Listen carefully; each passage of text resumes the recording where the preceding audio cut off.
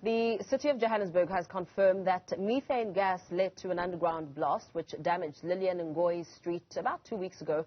One person died and over 40 others were injured in the incident. The city says investigations into the source of the gas continue. Repair costs are estimated to be 178 million rand. For more on this, we're joined now by Professor Harro von Blottnitz. A very good morning to you. Thank you so much for your time. The type of gas has now been confirmed and established, but the source of the gas is still under investigation because we know that, there are certain steps that need to be taken to determine the source.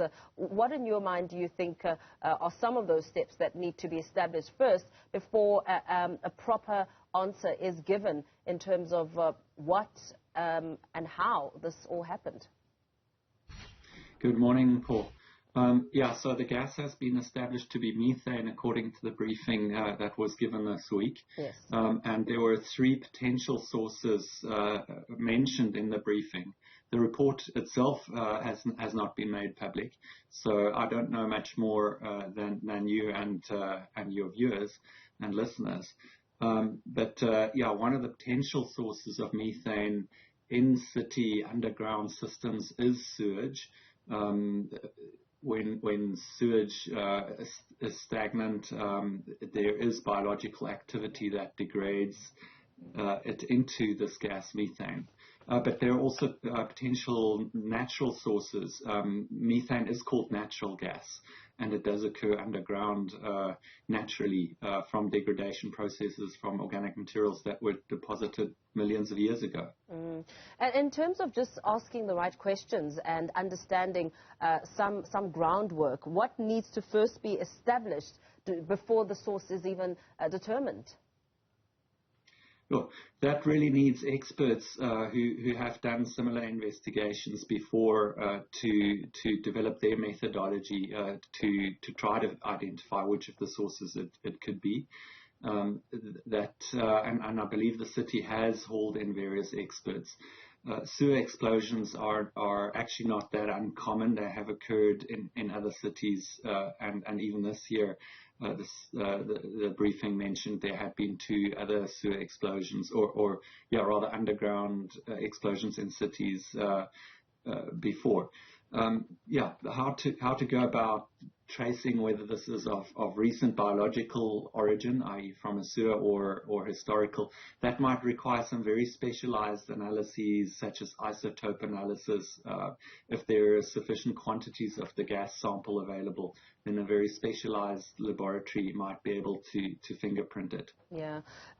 In terms of the tunnel design, I mean, a lot of what we heard at that conference, the media conference, was how the tunnels need to be redesigned because they're quite old. And, of course, the question around how to reduce the risk of a reoccurrence. What do you think needs to go into consideration as these tunnels are being redesigned and reworked to avoid another possible explosion?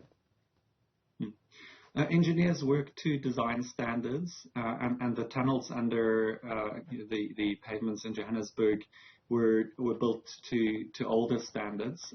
There are newer standards available to minimize this particular risk. And so this is a question just quite generally for our city infrastructure. We don't only need to maintain what we have, we need to keep track with developments in the field. And these are difficult decisions between the technocrats in the city and the politicians in the city, when to use scarce city financial resources to take an existing bit of infrastructure and to put money in to upgrade it to a safer standard. So this is not straightforward when to do it, but safer design standards are available. What are some of the lessons that can be learnt on design and perhaps management of tunnels from other countries? Well, the one thing is to have a tunnel that is designed to a modern standard with the passive safety features in there, such as how gases that accumulate can vent out either passively or be extracted out more actively. So, you know, if you have a better design, this thing shouldn't happen. If you cannot afford to rebuild your tunnels or to upgrade them, then this has implications for how well you work what you have, and that really means having technical teams in the city that can do the inspections regularly, that also know what the risks are when you start to tamper with the original design, such as in this case, welding the manholes shut for other reasons. But you know, you're now starting to change how this thing was supposed to work, and you need to understand the unwanted or the implications of such changes. Yeah. The blast ripped through 400 meters of Lilian Ngoyi Street. We know that over 170 million rand has now been set aside to do some repair work. In terms of priorities, what do you think needs to first be looked at as that money is being rolled out and the damage control essentially is being done? Paul, I'm going to skip on that partially since I'm not a trained civil engineer. I'm actually a chemical engineer with energy expertise, and so I understand methane and its properties, but I don't really know how one rebuilds a street that has been ripped up by an explosion. And in the engineering profession, we do have this code in our ethics that we don't comment on the work of others who are better qualified than we are. Oh, okay, no, that's fair. Egoli gas, of course, we know that has been ruled out here as a possibility and a result of the explosion. We understand that there are also other pipelines. Exactly how many could they be underneath there as they perhaps go back, as we go back now to try and build up some sort of a, foundation on what needs to be done to establish the source of this methane gas explosion? I have little knowledge of Johannesburg's history in terms of who put down gas lines when, but this is one of the tricky bits also for our cities. There's a lot of infrastructure underground.